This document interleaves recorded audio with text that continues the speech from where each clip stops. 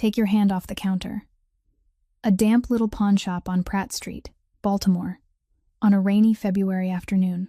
A young widow's trembling fingers slid a silver pocket watch across the glass, the last keepsake of her dead mother, the Gaelic words on its lid worn soft beneath her calloused thumb. Behind her, a heavy-set man in an expensive suit leaned in close, his voice low, backing her into a corner. $30. Take it and we'll call your debt square. Maeve Sullivan nodded through her tears, 27 years old, so thin her shoulder blades pressed against her frayed coat, her auburn hair pinned up in a hurry, her eyes carrying the weight of too many sleepless nights. She needed the money for her 4-year-old daughter's asthma medicine, the little girl wheezing back home. Then a voice came from the shadows at the back of the shop, cold and slow, like steel dragged over stone. I said, take your hand off the counter. Crispin Vale stepped into the light, 34, tall, in a long charcoal coat, a thin scar running along his jaw, his gray eyes never blinking. The whole shop went silent, because everyone down at these docks knew exactly who he was. The man in the suit went pale and stepped back. Crispin slid the watch back toward Maeve. Some things aren't for sale, ma'am. But who was this mysterious man? And what dangerous secrets were hidden beneath the bruises on her wrist? If you believe a person's dignity should never be put up for sale, hit like and subscribe to follow their incredible journey.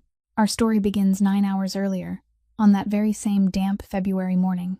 At 4:02 in the morning, the city was still asleep, and the rain had stopped at some point, leaving a damp silence spread over the small rented room perched above an old shoe repair shop on Pratt Street. Maeve Sullivan didn't wake because of an alarm clock, but because of a sound she had known by heart for the past 14 months, the dry, wheezing cough of the little girl curled beside her. She sat up at once, her hand finding her daughter's back in the darkness, rubbing slow, gentle circles the way her mother had once done for her long ago. Nora Beth, who was 4 years old, her soft hair stuck to her forehead with sweat, burrowed into her mother's arms and whispered that her chest hurt. Mommy. Maeve reached for the inhaler set on the wooden crate beside the bed, shook it lightly, and heard the sound that made her heart tighten, almost empty. Only a few doses left. She pressed the inhaler to her child's mouth, coaxed her to breathe in deeply, slowly, and counted every breath until the wheezing softened, and Nora Beth drifted back to sleep in her arms, small and warm and everything Maeve still had left in this world. Maeve sat still for a very long time, not daring to move for fear of waking her, only listening to the breathing that had become steady again and letting worry tighten around her chest in silence. When the weak yellow streetlight spilling through the gap in the curtains was enough for her to see, she gently laid her daughter back on the pillow, pulled the thin blanket up to the little girl's chin, and tiptoed to the cramped kitchen corner.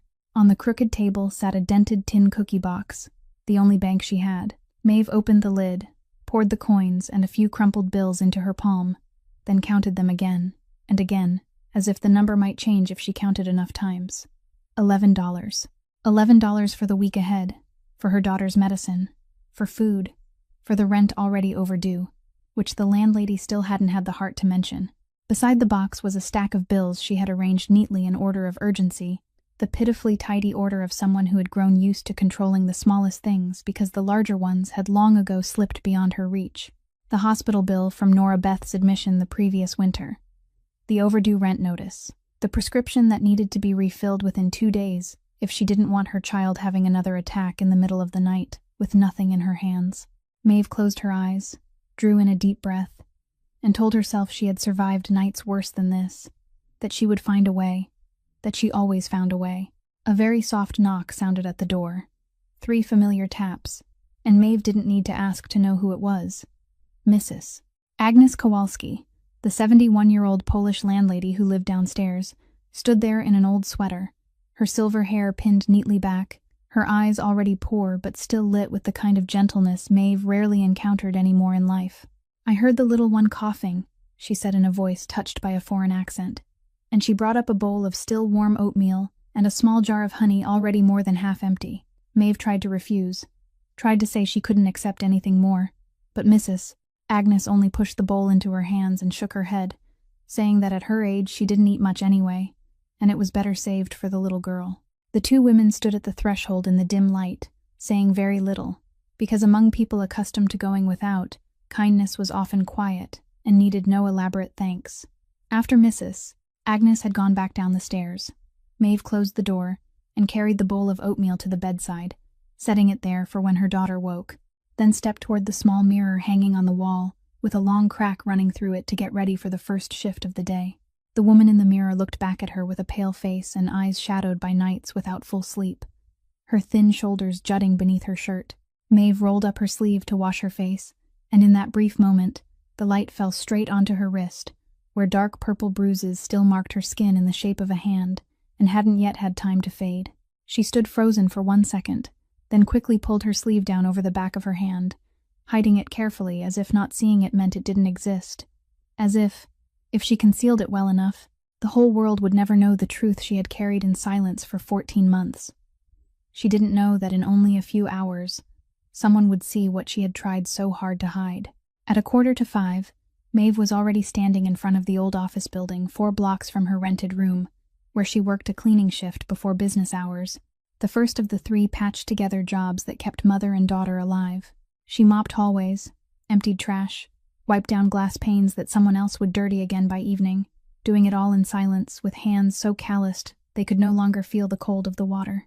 When the sun came up, she hurried across to Dietrich's Corner Diner on the other side of the street in time for her waitressing shift, and that was where every burden she carried took on a specific face, the face of Roland Dietrich.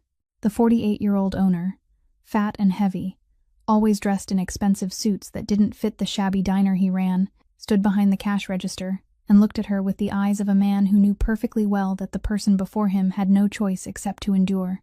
Maeve lowered her head in greeting, tied on her apron, and began carrying plates for hours without rest, smiling at every customer, though her legs were aching and her stomach had been empty since the night before.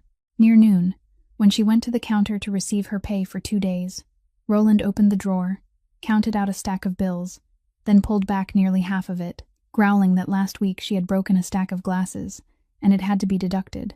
Maeve knew perfectly well she hadn't broken a single glass, knew it was a lie he had used again and again as an excuse to drain the wages earned by her sweat, but she only clenched her fist beneath her apron and swallowed the tightness in her throat, because arguing meant losing the job, and losing the job meant her child would have no medicine. Roland looked at her and shrugged, adding that if she didn't like it, she was free to go find somewhere else, that there were a dozen girls out there ready to take her place. She took the small amount of money left, folded it neatly into the inside pocket of her coat, and turned away without letting him see that her eyes had gone red. At the end of her shift, while clearing the tables with leftovers on them, Maeve gathered a plate of food that was almost untouched, a sandwich and a few slices of French fries still warm, and instead of throwing it into the trash as the diner rules required, she secretly wrapped it in a paper napkin. Outside the back door, beneath the awning that kept off the rain, an older homeless man sat there every day, thin and frail in a torn coat, and Maeve placed the food into his hands along with a cup of hot water, quietly saying that it was cold today and he should eat so his stomach would be warm. The man looked up at her with tearful eyes and stammered his thanks, and Maeve only smiled and shook her head, because she understood very well what hunger was, understood the feeling of standing in the middle of the world with no one reaching out a hand, and she told herself that as long as she could still share even a piece of bread, she would do it, exactly as her mother had taught her. That kindness wasn't something only the rich had the right to own. But just as she turned back inside, the old phone in her pocket vibrated, and when she saw an unfamiliar number on the screen, Maeve's whole body went rigid. She knew who it was. She answered, lifted the phone to her ear, and on the other end came a cold male voice, claiming to be from a debt collection company, reminding her for the who knew how many times that her husband's debt was still there, that her time was running out, that they knew where she lived, and knew about her daughter too. Maeve pressed her back against the cold wall, her trembling hand covering the receiver, whispering that she was doing everything she could, that she needed more time, but the man on the other end only gave a mocking laugh and hung up, leaving her standing there with her heart pounding and the bruises on her wrist like reminders of the price of delay. She hadn't yet had time to gather herself when Roland was suddenly standing behind her, having overheard part of the call, and on his lips was a smile that sent cold down her spine. He said he knew a place that could help her get some cash right away, a pawn shop he knew on Pratt Street, and that she should go with him now, because a woman buried under debt like her shouldn't be picky. Maeve wanted to refuse, wanted to run, but he had already placed a hand on her shoulder and pushed her toward the door, and she thought of her daughter's almost empty inhaler, thought of the 2 short days she had left, then lifted her hand to her chest where she hid her mother's silver watch, the last thing she could trade for her child's breath. At noon that same day, not far from Pratt Street, in another corner of Baltimore, where cargo ships lay motionless along the gray waterfront, Crispin Vale stood beside the glass window overlooking the harbor and drained his first cup of black coffee of the day.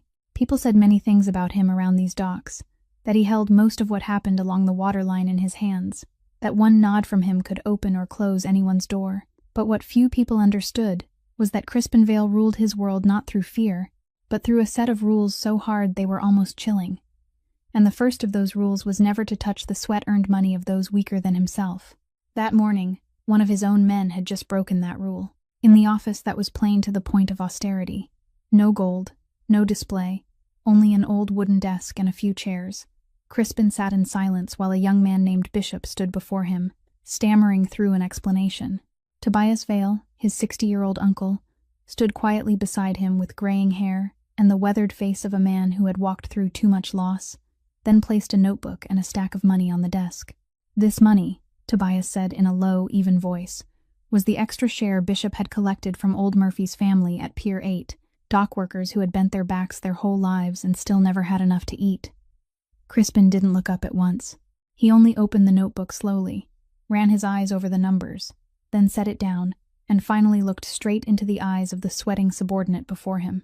He asked, in a voice low and slow like steel dragging over stone, whether Bishop knew how old Murphy was this year, whether he knew the old man's wife was bedridden, whether he knew how many meals that family had skipped to gather the money Bishop had just put in his pocket. Bishop lowered his head and couldn't answer.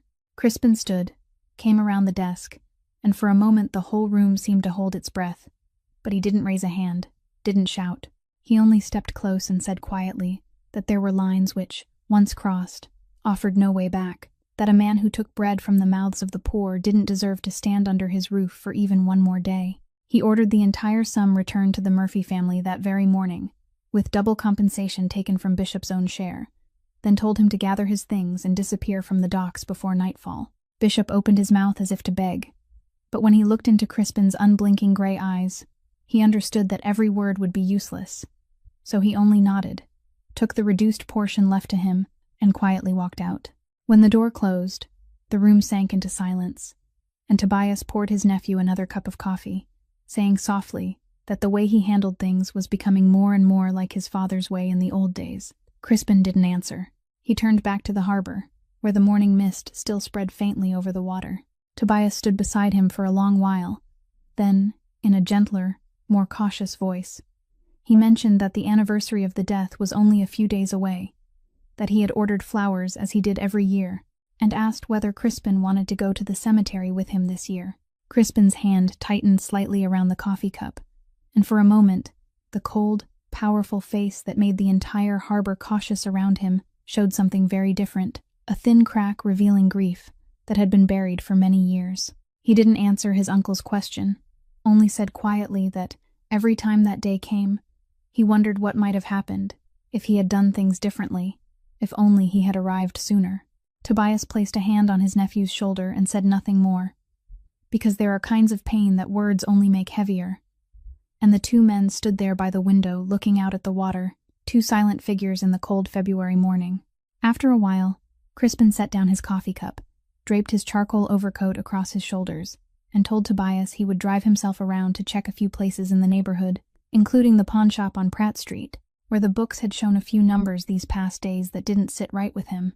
He had no idea that at that very moment, only a few blocks away, a woman was being pushed toward that very pawn shop, carrying a silver watch against her chest, and a wound almost exactly like the one he had failed to save years before. As the black car rolled out of the harbor district and merged into the damp streets of the February morning, Crispin Vale drove in silence, but his mind was no longer in the present. It had drifted back many years, to the face Tobias's words had just awakened, the face of Brioni.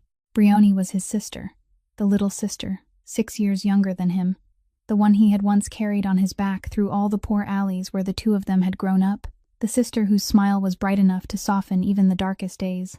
Brioni became a mother too young, and the man who had once made promises to her disappeared the moment he learned the news, leaving her alone with a newborn child, and a world that wasn't very forgiving to women in her circumstances. She worked 2, sometimes 3 jobs at once.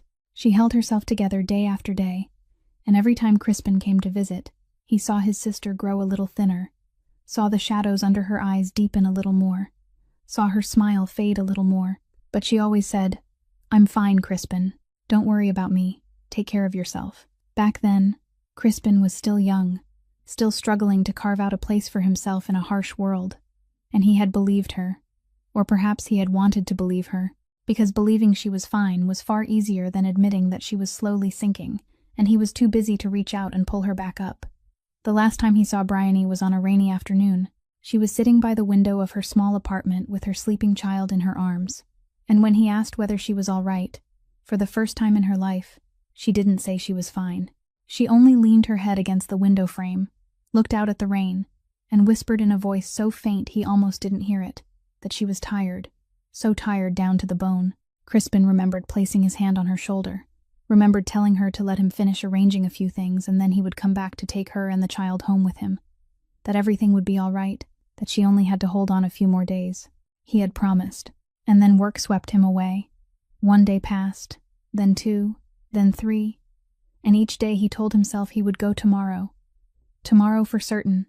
She was fine. She had always been fine. When he finally returned on the 3rd day, it was already too late. Crispin never told anyone what happened inside that small apartment, and he didn't allow his mind to linger too long in that moment either, because the pain was too great, too sharp, and even now it could still cut into him as if it had happened only yesterday.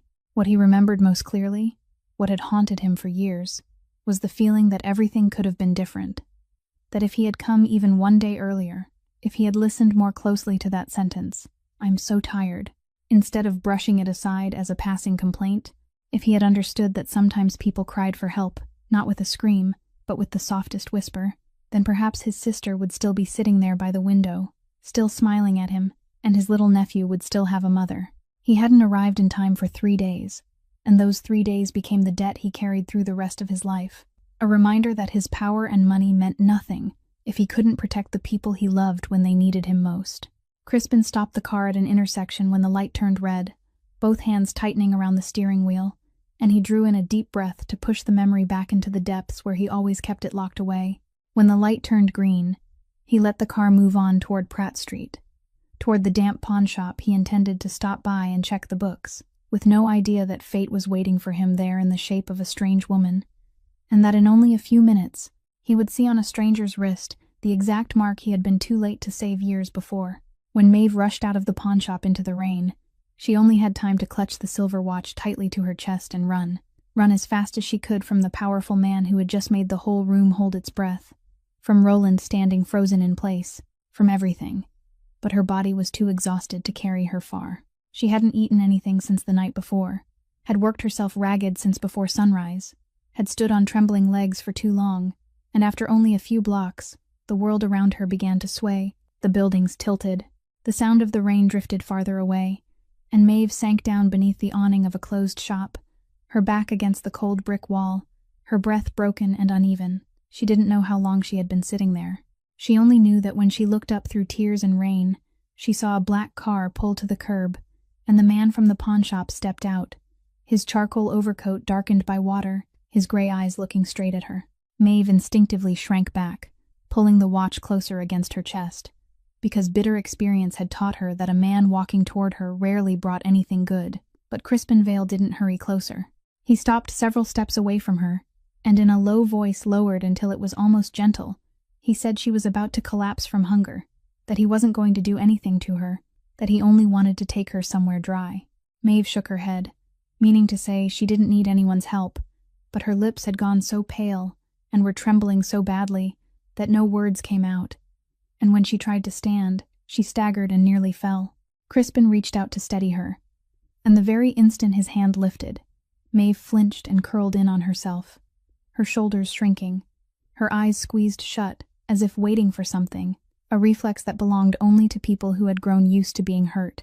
Crispin stopped. He looked at that reaction, at the way her body automatically defended itself against a raised hand, and something inside his chest tightened, because he had seen that exact reflex before in someone else, had once seen his sister curl in on herself in just that way during the darkest years of her life. He slowly lowered his hand, stepped back half a pace so she wouldn't feel cornered, then said quietly that she could walk on her own, that he wouldn't touch her.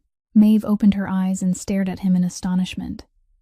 And perhaps it was that very restraint, the way he read her fear and stepped back instead of forcing his will on her, that made her trust him enough to nod and drag herself after him to the car.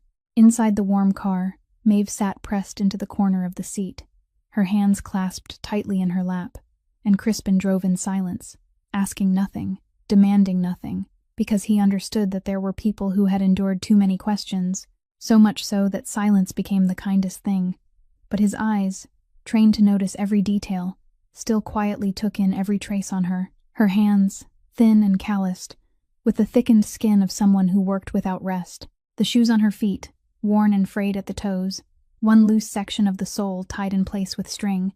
The thin coat that was nowhere near enough against the February cold. And then, when the car rolled over, a pothole in Maeve swayed slightly, reaching for the side of the seat to steady herself. Her sleeve slipped down a little more, revealing more clearly the dark purple bruises shaped like a hand around her wrist, the exact wounds he had glimpsed in the pawnshop, the exact wounds that had been burned into his memory many years before. Crispin gripped the steering wheel, his jaw hardening, and he had to force back the violent emotion rising in his chest, because he knew very well where those bruises came from, knew exactly what story they told, and knew that if he turned away and pretended not to see, he would once again become the same man who had arrived 3 days too late all those years ago.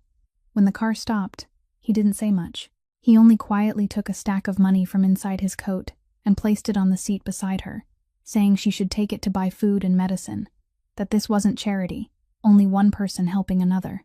Maeve looked at the money, then looked at him, and in her tired eyes, beyond the astonishment, there was something Crispin hadn't expected, a glimmer of self-respect that poverty still hadn't managed to extinguish.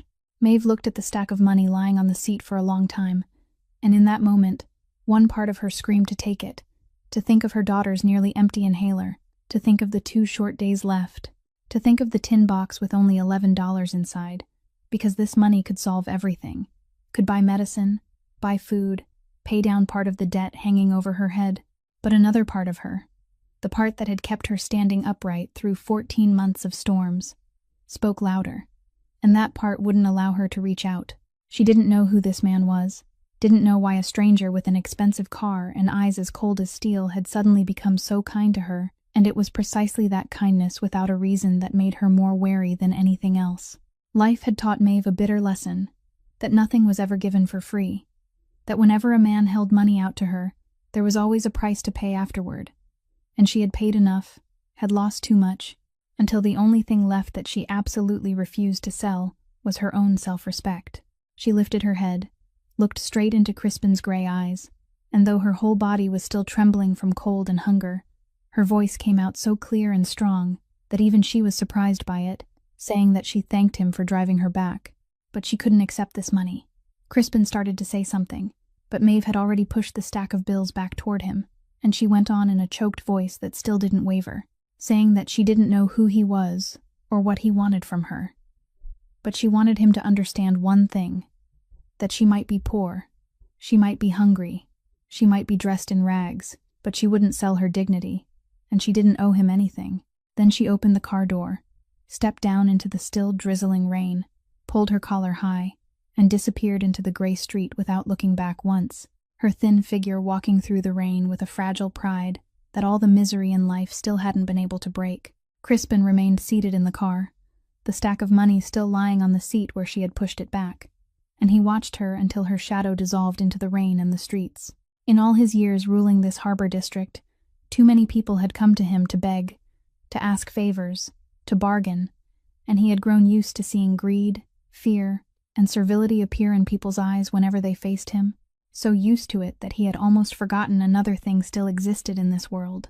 Yet that woman, someone standing at the edge of ruin, someone he could lift up or crush with a mere flick of his hand, had refused his money in order to keep hold of her dignity, and that made something inside him move, an emotion he hadn't felt in a very long time. True respect. But more than respect, what made Crispin unable to push that woman from his mind were the bruises on her wrist, the marks exactly like the ones his sister had once carried, and the way she had shrunk from a raised hand, that defensive reflex he had once seen in Brioni and had once closed his eyes to until it was too late. He took out his phone and called Tobias. And when the other end picked up, Crispin said in a low, decisive voice that there was a woman he needed to know about, a widow named Maeve Sullivan, who lived somewhere around Pratt Street, and that Tobias should quietly find out everything about her, who she was, what she had been through, and most importantly, who had left those wounds on her body. Tobias was silent for a moment on the other end, then asked why, and Crispin answered with only one sentence, a sentence that made the old uncle understand at once that his nephew had already decided that this time he wouldn't let himself arrive too late again. 2 days later, Tobias returned to the harbor office with a thin file and a heavy expression, because what he had found about the woman named Maeve Sullivan wasn't the story of an ordinary person who had fallen on hard times, but a chain of tragedies piled one upon another so heavily that he had to wonder how she was still standing. Crispin sat down, folded his hands on the desk, and listened in silence as his old uncle turned through each page. Tobias began with the heart of it, that Maeve hadn't always been as poor as she was now, that 14 months earlier she had once had a small home and a husband named Sean Sullivan, a skilled welder who worked for a large construction company in the city. Sean was a strong, hard-working man, and according to their former neighbors, he loved his wife and child, at least on the surface. But on a winter morning 14 months ago, at a high-rise construction site where he was working, part of the scaffolding suddenly collapsed, and Sean and 2 other workers never came home. Tobias paused a little before continuing with the part that angered him most, that the construction company, instead of accepting responsibility and compensating the victims' families, had hired an entire team of lawyers to turn the situation around, blaming the dead workers themselves for being careless and failing to follow safety rules, and in the end, washing their hands of it without paying Maeve even a single cent. That young woman, in one morning, had lost both her husband and her only financial support, left alone with a small child and a grief no one stepped forward to help carry. By this point, Crispin's jaw had already tightened, but he remained silent, because he could feel that the story had not yet ended there, and indeed, Tobias turned to the next page with an even heavier face. There was something else, the old uncle said. Something Maeve herself had probably only learned after her husband was dead. Sean Sullivan, behind the appearance of a model husband, had hidden a secret from his wife, that he was addicted to gambling, and during the years of losing, he had borrowed a very large amount of money from a loan shark group, operating under the cover of what sounded like a legitimate debt collection company. While Sean was alive, he carried that debt in silence, but when he suddenly died, the debt didn't die with him. It passed onto the shoulders of a widowed wife who had never known it existed. Tobias said that not long after her husband's funeral, those men came looking for Maeve, forcing her to pay a debt she hadn't even known was real, and when she couldn't manage it on her meager waitressing wages, they began pressing harder and harder, threatening phone calls in the middle of the night, blocking her path on the street, and even laying hands on her in ways that left wounds she had to hide. By then, every piece in Crispin's mind had fallen into place, and he understood the source of the hand-shaped bruises on that woman's wrist, understood why she shrank from a raised hand, understood why she was so afraid that she didn't dare trust anyone. She hadn't done anything wrong. She was only a woman trapped between the debt of a dead man and the cruelty of men who valued human life less than money, and she had fought all of it alone in silence to protect her little girl. Crispin stood, walked to the window overlooking the gray harbor, and inside his chest rose something that was both a cold fury and a sorrow he had thought he had buried long ago. He thought of Briony, thought of women abandoned by the world at the very moment they most needed to be held up, and he knew that this time he couldn't turn away. But there was still one question hovering in his mind, a question even Tobias's file had not fully answered. He turned back to look at his old uncle and asked in a low, sharp voice, who was really pulling the strings behind that disguised debt collection group, who was running them and letting them run wild right inside the area where he should have known every corner. While Crispin was following the threads through the harbor district, a few blocks away, Maeve knew nothing at all about the quiet attention being turned toward her, and that night, when she returned to her rented room after a late shift, something made her heart seem to stop. Parked across the street, not far from the shoe repair shop, was a black SUV with dark-tinted windows, its engine still humming softly, and though she couldn't see who was sitting inside, Maeve still felt a chill run down her spine. She had lived in fear for too long not to recognize its signs, and the first thought that crashed through her mind was that they had found where she lived, that the debt collectors had finally tracked her all the way to her door, all the way to the place where her little girl was sleeping. Maeve didn't dare walk straight in. She went around to the back, pressed herself into the darkness of the alley, her heart pounding so hard she thought the whole neighborhood could hear it, and only when she was certain no one was following did she creep up the stairs to her room. She locked the door, wedged a chair under the handle, then stood tucked behind the thin curtain, holding her breath as she watched the car below, and only much later, when it still sat motionless without moving, did she dare step away from the window. But the fear remained, clinging to her all that night and refusing to let go. She sat beside her daughter's bed, watching Nora Beth sleep peacefully under the warm blanket, her soft hair spread across the pillow, and she wondered how much longer she could protect her before the cruel world outside found them and took everything away. What frightened Maeve wasn't only the debt collectors, but another deeper, more hidden terror, that if everything came out, if people learned about her situation, about the debt, about the threats, about the wounds on her body, they might decide she wasn't capable of raising her child, and they would take Nora Beth from her arms. That fear was what had forced her to hide everything, to tell no one, to ask no one for help, to carry alone burdens far too heavy for one human being, because she would rather endure anything than lose the only thing that still gave her life meaning.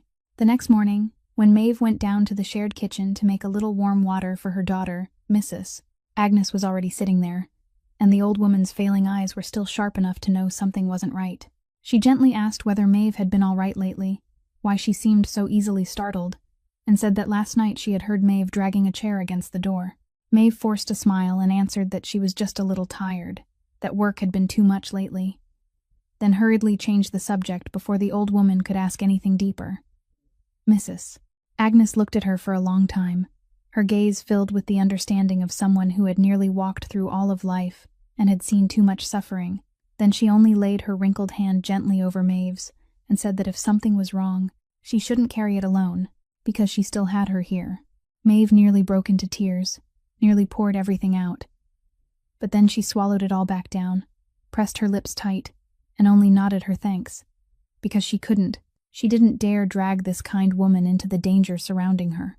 Back in her room, Maeve opened the drawer and took out her mother's silver watch, the thing she had almost lost at the pawn shop if that strange man hadn't stepped in, and she gripped it tightly in her palm, pressed it to her chest, feeling the cold of the metal sink into her skin like the last handhold in the storm of her life. She turned it over, looked at the Gaelic inscription her mother had once engraved there, the letters worn down by the years but still readable, and whispered to the mother who was gone, "Mom, I'm so tired. I don't know how much longer I can hold on, but I won't give up. For my child, I'll never give up." She had no idea that the black car parked on the street the night before had not brought the danger she feared, and that the truth behind it was about to turn her life in a direction she had never seen coming. For the next several days, that black car kept appearing, sometimes parked across the street, sometimes rolling quietly behind her for a short distance, before turning away, and Maeve's fear kept growing until one late afternoon, when she finished her shift and turned into a shortcut alley on her way home. She saw the man from that car standing with his back against the hood, talking on the phone. She pressed herself behind a wall, her heart hammering, and it was then that she caught a few scattered words, heard him mention her name, heard him reporting to someone on the other end that she had just left the diner, that the little girl was still at home with the old woman, that everything was still under control. Every drop of blood in Maeve's body seemed to freeze. Someone was watching her daughter too, recording every step the two of them took. And in her mind, already cracked by too much fear, only one conclusion appeared, that this had to be one of the debt collectors, that they had not only found where she lived but had sent someone to watch her and tighten the trap around her. And then an even more terrifying thought struck her, that the strange man at the pawn shop that day, the one with the elegant black car and eyes as cold as steel, the one the whole room had feared, might very well be another link in the network hunting her down, that his kindness had been nothing more than a carefully made trap to make her lower her guard. Maeve didn't dare think any further. She nearly ran home, and the decision had already formed in her mind the moment her foot touched the stairs, that she had to take her child away from here, tonight, before it was too late. In the small room, she quickly packed the most necessary things into a cloth bag, a few sets of clothes for Nora Beth, the inhaler, a little loose change, and her mother's silver watch, which she never left behind. She knelt beside the bed and gently woke her daughter. And when Nora Beth's sleepy eyes opened in confusion, Maeve smiled as tenderly as she could, stroked her hair, and whispered that the two of them were going on a little adventure, that she could close her eyes, lean against Mommy, and keep sleeping, and Mommy would keep her warm. She wrapped the child carefully in the thick blanket, put an extra coat on her, pulled a wool hat over her small head, then lifted her into her arms, pressing the little face against her shoulder so she wouldn't feel the cold and wouldn't sense the trembling in her mother's hands. Nora Beth trusted her completely. The little girl only nestled softly into her mother's neck, her warm, steady breath brushing Maeve's skin, and before long she had drifted back to sleep in the arms that, to her, were the safest place in the world, knowing nothing of the terror tearing through her mother's heart. Maeve left a hurried note for Mrs. Agnes, saying she had to go away for a few days because of something urgent, and asking her not to worry, then silently carried her daughter down the stairs and stepped into the night. She walked quickly through the empty streets, holding the child tightly against her, her eyes constantly glancing behind to see whether any black car was following, and there was only one goal in her mind. A small church not far away where the elderly pastor had once said the doors were always open to anyone who needed shelter in the night. The distance wasn't long, but for an exhausted woman carrying her child and the full weight of fear, it felt endless, and still Maeve kept walking without stopping, because to her, in that moment, nothing mattered more than bringing her daughter somewhere safe. When she finally managed to push open the heavy wooden door of the church and step into the warm candlelight, an older nun hurried forward to meet them, draped a blanket over mother and child, and led them to a soft pew in a sheltered corner away from the draft. Maeve sat down, still holding her sleeping daughter in her arms, and for the first time in many hours, she let her shoulders sag, silent tears rolling down her face, because she believed she had brought her child out of danger just in time, never knowing that she had misunderstood everything, and that the man she was running from was actually the only person trying to protect her. Crispin's men lost track of Maeve the very night she left, and when word reached him that the woman and her little girl had vanished from the rented room, a cold worry he hadn't felt in a long time suddenly tightened around his chest, because he understood that a terrified woman fleeing through the night with her child in her arms, in a city crowded with danger, was far more vulnerable than she would have been staying in a place where someone was quietly watching over her. He drove out to search for her himself, following every small lead, asking at the places a desperate person might go for shelter. And it wasn't until nearly dawn, through the words of a night vendor, that he learned a woman carrying a child had gone toward the old church at the end of the street. When Crispin found her, Maeve was sitting on a bench at the bus stop across from the church in the weak yellow light. Her daughter, still sleeping deeply, wrapped warm in her arms, while she waited for the earliest bus to take her farther away, anywhere at all as long as it meant escaping the people she believed were hunting her. The moment she saw his figure step out of the familiar black car, Maeve's whole body went rigid. She shot to her feet, clutching her child tightly against her, backing away step by step, and in a voice breaking from fear and exhaustion, she cried that he shouldn't come closer, that she knew his people were watching her. She knew everything, and he had to leave her and her daughter alone. Crispin stopped at once. He didn't take another step. He only stood still beneath the light and raised both hands so she could see he meant no harm. Then, in a low voice, slowed until it was almost soft, he said she had misunderstood, that the men in the black car hadn't come to hurt her. They were his men, sent by him to protect her and her daughter from the very people who were threatening her. Maeve shook her head, tears streaming down her face. She didn't believe him. She asked why. Why would a man like him care about a ragged stranger like her? What did he want from her? And that was the moment Crispin did something he hadn't done with anyone in all those years. He told her about Brioni. He told her about the little sister he had loved more than his own life. A single mother who had struggled alone in silence until she was worn down to nothing. He told her about the last time his sister had said she was so tired, and about the promise to come back that he had failed to keep, about the 3 days too late that had become a regret he carried through the rest of his life. He said that the day he saw the bruises on Maeve's wrist in the pawn shop, the day he saw her shrink away from a raised hand, he had seen his own sister again, and he knew that if he turned his back this time and pretended not to see, he would never be able to forgive himself once more.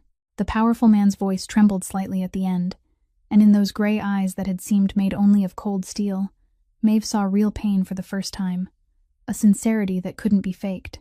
She stood there in the empty bus stop with her daughter in her arms, torn between the suspicion that had sunk deep into her after so many months of betrayal and the fragile spark of trust that had just been lit by what she had heard. She looked down at Nora Beth's angelic face sleeping peacefully, then looked back at the man standing silently beneath the light, waiting, and finally, in a voice still uncertain, she asked what he would do if she believed him. Crispin answered that first, he would take her daughter somewhere truly safe, and that place wasn't with strangers. He had already had his people contact Mrs.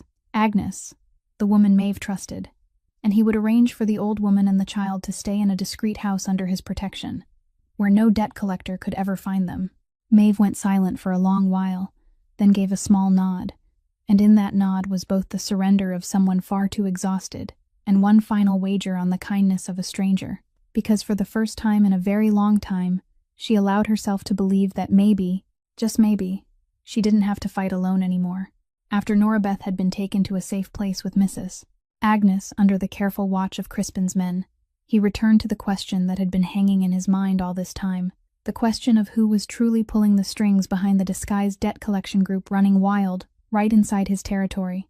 And this time, Tobias brought back an answer that made both men fall still. For days, Crispin's people had quietly followed the path of the money, watched secret meetings, and discovered that the loan shark group was not operating alone as it appeared on the surface, but had a legal middle link helping them hide every trace. And that link was none other than Roland Dietrich, the diner owner Maeve worked for. Crispin sat listening to Tobias lay it out, his face growing colder with every passing moment, because each piece now appeared with brutal clarity. Roland wasn't merely a miserly man who liked exploiting desperate workers like Maeve. He was also an important link in the entire operation, using his shabby diner as a front to legitimize dirty money from gambling and loan sharking. The murky income and expenses in the diner's books, the large cash movements with no clear source, all of it was their way of washing clean the money earned from the blood and tears of people like Maeve.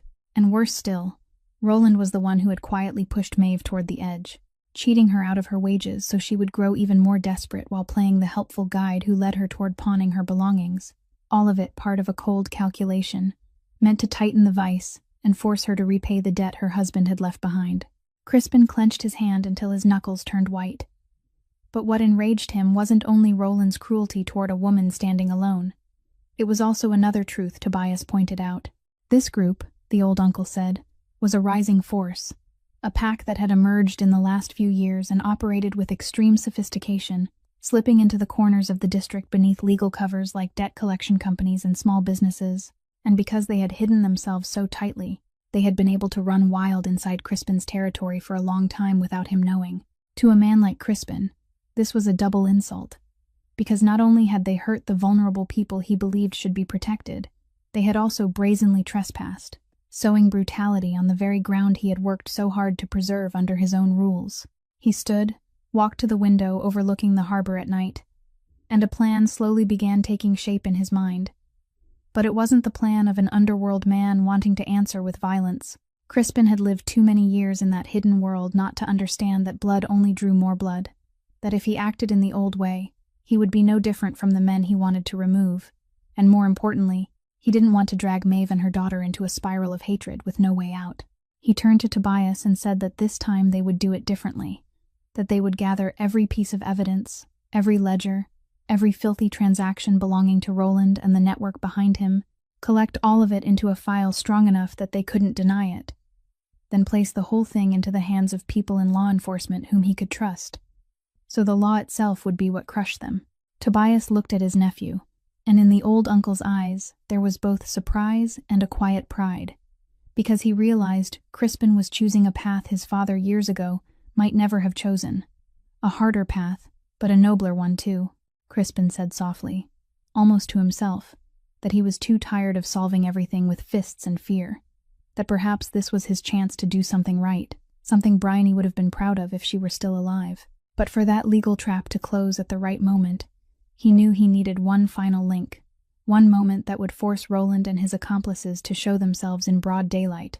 And that piece, though he didn't want to admit it yet, involved the very woman he was trying with all his strength to protect. When Crispin laid out his plan, he had originally intended to keep Maeve completely out of it. But it was she who, after hearing the whole truth about Roland and the network that had destroyed her life, offered to take part. She said she had been running and fearing for too long, that she didn't want to spend the rest of her life living in the dark and looking over her shoulder every second, and that if there was a chance to end all of it, she wanted to help do it herself, not as a helpless victim, but as someone brave enough to stand up and demand justice for herself. Crispin looked at her for a long time, and though everything in him resisted putting her at any risk, he also understood that this was something she needed to do in order to reclaim control over her own life. So at last he nodded, with only one condition, that she had to follow every step he arranged exactly, and that his people would always be within reach. The plan was clear. Maeve would return to Roland's diner at the end of the day, and openly demand the rest of the wages he had been stealing from her all this time. A perfectly reasonable and natural excuse, enough to make Roland believe she was still the same desperate prey she had always been. But that demand would also be the signal for him to call in the men from the network, because Crispin calculated that once Roland felt his prey was beginning to grow stubborn and demand what was hers, he would want to use the debt collectors to intimidate her and tighten his grip once more. And that would be the moment they had to show themselves. That night, beneath the sickly yellow lights of the nearly empty diner, Maeve walked in with a calm she hadn't expected to find inside herself, and she told Roland plainly that she had come to collect the money that belonged to her, every single dollar, and that she wouldn't leave until he paid her in full. At first, Roland froze at her strangely firm manner. Then he gave a mocking laugh and told her to come out back to talk so she wouldn't bother anyone, exactly as Crispin had predicted. In the parking lot behind the diner, where only one lonely streetlight cast its pale glow, Roland didn't come alone. With him were several heavy figures stepping out of a waiting car, men Maeve recognized at once as part of the debt collection network. The diner owner smiled in triumph and said she had chosen the wrong way to behave, that it was time to remind her who she owed and how much she owed, and the men began closing in around her in the dark parking lot. In that moment, with her heart pounding, Maeve still stood straight and didn't step back, because she knew she wasn't alone. And right then, two beams of headlights suddenly blazed from both sides of the lot, sweeping straight over the men surrounding her and forcing them to raise their hands to shield their eyes. And from within that circle of light, Crispin Vale stepped out, followed by Tobias and several of his men, his stride slow but full of power, his charcoal overcoat stirring softly in the night wind. The whole parking lot seemed to freeze. The men from the network, who were used to bullying the weak, suddenly went pale when they realized who had appeared, because the name Crispin Vale carried a weight in the harbor district that no one dared dismiss. Roland stammered, trying to ask why he was here, saying this had nothing to do with him. But Crispin only looked at him with gray eyes cold as ice, and said in that low, deliberate voice that everything that happened on this land had something to do with him, and that men who made a habit of spreading fear among people who couldn't defend themselves would sooner or later have to face someone who didn't fear them at all. The confrontation stretched tight as a drawn wire. The men glanced at one another, a few of them looking ready to move. But in an instant, Crispin's people had completely overpowered them with numbers, and with that absolute cold force, restraining them before anything could spin out of control. And the clash of metal and short-shouted orders rose briefly, before fading quickly into the night. When everything had settled and the men from the network had been forced into a corner with no path out, Crispin walked to Maeve's side, standing between her and those men like a wall, then quietly asked whether she was all right. Maeve, though her whole body was still trembling from the tension, felt something she hadn't had in a very long time, the feeling of being protected. And she lifted her eyes to look at that man, nodded softly, and understood that tonight, for the first time in all those months, the vice tightening around her life had finally been broken. The men from the network were crowded into one corner of the parking lot, and a few of them looked at Crispin as if waiting for the worst, because in the world they knew, a confrontation like this usually ended in only one way, and they had prepared themselves for it. But Crispin didn't do what they thought he would.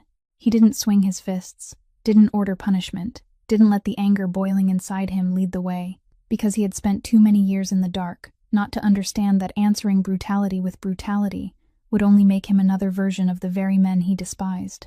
Instead, he signaled to Tobias, and the old uncle quietly took out a thick file, along with the audio and video devices his people had been gathering in secret for many days, all the evidence of the loan sharking operation, of the dirty money flowing through Roland's diner, of the threats, and even of the intimidation that had just unfolded tonight. Crispin spoke to those men in a low and decisive voice, saying that from this moment on, their fate was no longer in his hands, but in the hands of the law, and that what they had done to so many people would be dragged into the light in exactly the way they deserved. Only a few minutes later, police sirens sounded in the distance and drew closer, red and blue lights flooding the dark parking lot. And the people in law enforcement whom Crispin trusted arrived, taking the entire file along with the restrained men, including Roland Dietrich, who was trembling and stammering hopeless denials. Maeve stood there and watched it all, and as everything slowly settled, a question that had been tormenting her finally escaped. She looked at the man who had just saved her, looked at the way an entire force seemed to fear him, looked at the cold authority radiating from him, and she asked quietly, in a voice filled with both gratitude and confusion, who he was, whether he was also a man like them, whether he too lived in that world of violence and power. The question wasn't an accusation. It was the very real fear of someone who had been hurt too much to dare believe that kindness could exist without a price attached. Crispin was silent for a moment, and instead of denying it or defending himself, he looked straight into her eyes and told her a truth he had never fully told anyone. He admitted that yes, he had lived his whole life in the world she had just named, that his hands were not clean, and that there were many things in his past he wasn't proud of, but there was one line he had never crossed, and that was hurting people weaker than himself. Then his voice sank a little lower, and he said that his sister had once been like Maeve too, that she had once struggled alone and secretly hoped someone would appear and reach out a hand to her, that his sister had waited for someone like him to come and save her, and he had arrived 3 days too late. 3 days he would regret for the rest of his life. He said that was why he couldn't stand there and watch Maeve sink the way his sister had years ago, that helping her wasn't because he wanted anything from her, but because he didn't want to live once more with the feeling that he had come too late. Maeve stood frozen as she listened, and in that moment, the wall of suspicion she had built around herself through all those months began to crack, because she realized the man before her wasn't a predator, nor was he a perfect savior, but a human being carrying a wound much like her own, someone trying to make up for what he had failed to do in the past. And from that moment on, something between these two wounded people changed forever, a quiet understanding no words could fully describe, a point from which neither of them could ever return to what they had been before. The days after that night passed in a kind of peace Maeve had almost forgotten how to feel, because for the first time in 14 months, there were no threatening calls in the middle of the night, no shadows lurking behind her, no invisible vice tightening around her throat every day. Roland and the men from the network had been arrested, and with the mountain of evidence Crispin had handed over to the police, none of them could slip out of the reach of the law. Maeve brought Nora Beth home from the safe house where Mrs. Agnes had cared for her so carefully all that time. And when she held her daughter in her arms, healthy and rosy again, she cried, not from suffering as she had so many times before, but from a relief too great to contain. It was during those days that Crispin came to see her, and this time he brought an offer with him. He told her he had thought about it a great deal, that out there were still so many women living through circumstances just like the ones she had endured, single mothers, widows, people pushed to the edge with nowhere to lean, and he wanted to build a home for them, a safe shelter where they could stand back up and begin their lives again. He said he was ready to cover every cost, ready to arrange everything, and that he wanted Maeve herself to run the place, because no one could understand those people's pain better than someone who had walked through that same pain. It was an offer so generous that anyone in her position might have rushed to take it. A ready-made road out of poverty, a guarantee for both her future and her daughter's. Maeve fell silent for a long time, and she was truly moved by his heart, because this time she no longer doubted Crispin's motives. She understood him now, trusted him now, knew that this offer came from a sincere heart trying to redeem what had haunted him from the past. But precisely because she understood and trusted him, she could say what she truly thought.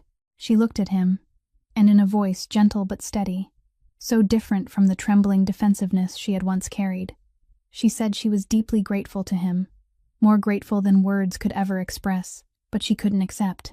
Crispin went slightly still, and she went on, saying that all her life she had lived under the decisions of other people, her fate shaped by her husband's death, by a debt she had never chosen to carry, by men who had treated her like a pawn, and now that she was finally free, She wanted her life from this point on to belong to her. She said that if she accepted everything from his hands, no matter how generous and sincere he was, she would still remain someone standing beneath his shadow, still someone who had been given something instead of someone who had claimed it for herself. And she didn't want her daughter to grow up seeing her mother as someone who always needed to be saved.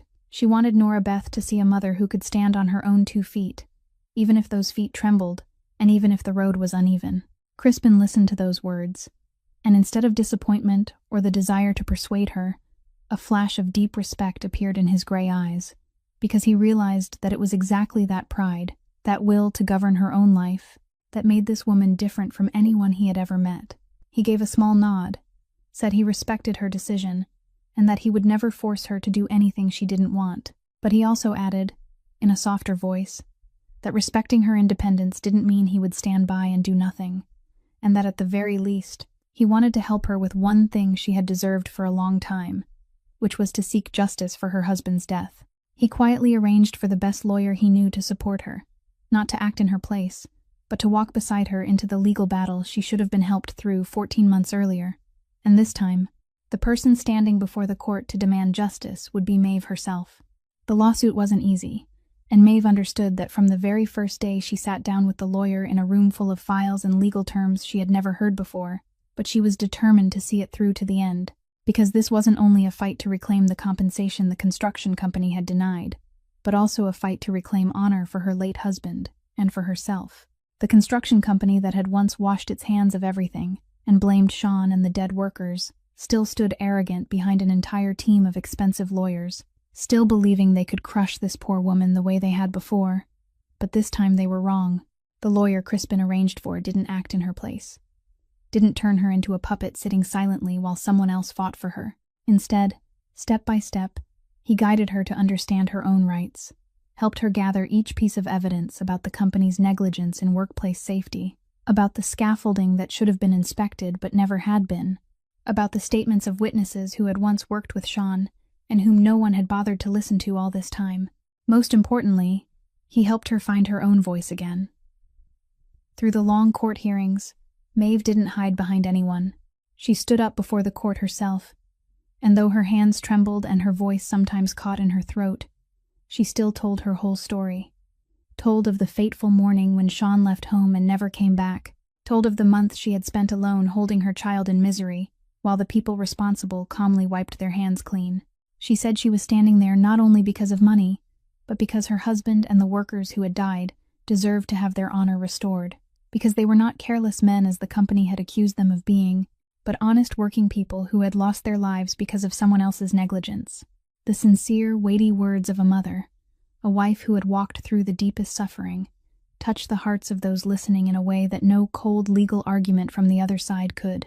Hearing by hearing, piece of evidence by piece of evidence, the scales of justice gradually tipped toward her, and the construction company's lawyers, who were used to using money and power to bend the truth, began to falter before a woman who had nothing but truth and courage. Finally, after weeks of tension that seemed endless, the verdict was delivered, and the court forced the construction company to accept full responsibility for the deaths of Sean and the other workers, and to compensate the victims' families in an amount worthy of the loss they had caused. When the judge struck the gavel and read the final ruling, Maeve sat motionless for a moment. Then tears spilled down her face, but these tears were different from all the tears she had shed throughout the past 14 months, because they were the tears of someone who had won justice by her own strength and resilience. She hadn't given up. She had stood up, and she had won. Along with that verdict, another door closed as well, because the evidence of the loan sharking network and money laundering operation that Crispin had handed over to the police had also brought Roland Dietrich and his accomplices before the law. The diner owner, who had once thought he could forever stand over desperate people to exploit and threaten them, now had to face serious charges and an undeniable sentence. And the small empire built on other people's pain, the one he had once been so proud of, collapsed completely. When Maeve heard that news, she felt no gloating satisfaction, only a quiet and relieving peace, because she knew that from now on, no one else would have to suffer under the hands of men like him.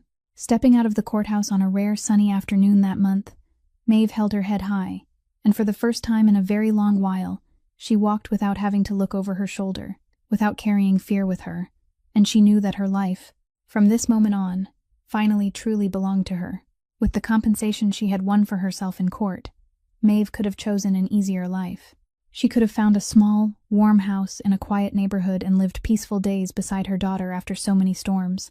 And no one would have blamed her if she had, because she had endured more than enough. But Maeve didn't do that. She still remembered with painful clarity what it felt like to be a woman standing in the middle of the world with no one reaching out a hand. She still remembered the nights when she held her child in her arms, curled up in fear, with nowhere to run. And she didn't want any other mother, any other woman, to suffer that same desperate loneliness. So she decided to use most of her money to turn the idea Crispin had once offered into reality, but in her own way, built and owned by her own hands. She rented a large old house in the neighborhood and worked with a few volunteers to repair each room, turning it into a safe shelter for widows and single mothers whom life had pushed to the edge, a place where they could find a roof, a warm meal, and most important of all, the feeling of being respected as human beings with dignity. And when she stood before the question of what to name that place, Maeve didn't hesitate. She named it Bryony House.